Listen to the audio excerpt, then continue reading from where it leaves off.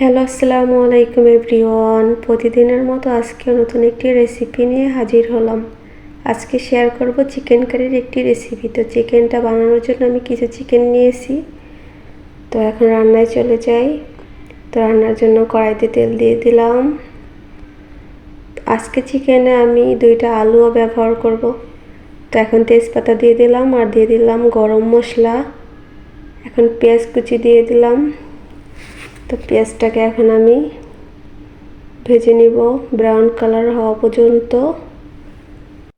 আজকে চিকেনটা আমি সম্পূর্ণ ঘরে থাকা মশলা দিয়ে তৈরি করব। তো এখন আমি দিয়ে দিচ্ছি জিরা বাটা, তারপর দিয়ে দিচ্ছি রসুন বাটা, দিলাম আদা বাটা। এখন দিয়ে দেব হলুদ গুঁড়া, ধনিয়া গুঁড়া, মরিচের গুঁড়া দিয়ে দিলাম। তো লবণ দিলাম স্বাদ মতো। এখন আমি মশলাটাকে ভালো করে কষিয়ে নিব। তো মশলাটা ভালো করে কষানোর জন্য এখন আমি একটু পানি অ্যাড করব।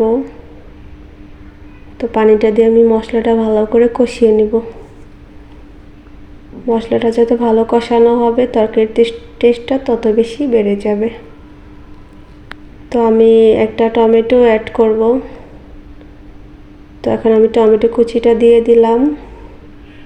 টমেটো দিলে চিকেনের যে একটা আষ্টে গন্ধ ওটা থাকে না। তো এখন আমি চিকেনগুলো দিয়ে দিলাম। এখন আমি ভালোভাবে কষিয়ে নেব। তো আমি কোনো পানি অ্যাড করব না। চিকেনের ভিতর থেকে যে পানিটা বের হবে ওইটা দিয়ে আমি কষিয়ে নেব ভালো করে। এখন আমি ঢাকনাটা দিয়ে দেব কিছুক্ষণের জন্য। সবাই পুরো ভিডিও জুড়ে আমার সাথেই থাকুন। তো এভাবে আমি নেড়ে চেড়ে চিকেনটাকে কষিয়ে নেব। এখন আমি আলুগুলো অ্যাড করে দিলাম। তো এখনও আমি কোনো পানি ব্যবহার করব না। আমি জাস্ট তেলের উপর মশলা দিয়েই কষিয়ে নিলাম।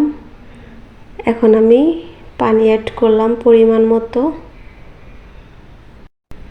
তো আপনারাও যখন চিকেনটা বাসায় রান্না করবেন তখন অবশ্যই পানিটা একটু কম ব্যবহার করবেন। বেশি পানি ব্যবহার করলে চিকেনের স্বাদটা থাকে না, স্বাদটা নষ্ট হয়ে যায়। তো রান্নাটা আমার প্রায় কমপ্লিট। এখন আমি ভাজা জিরের গুঁড়ো দিয়ে দিলাম।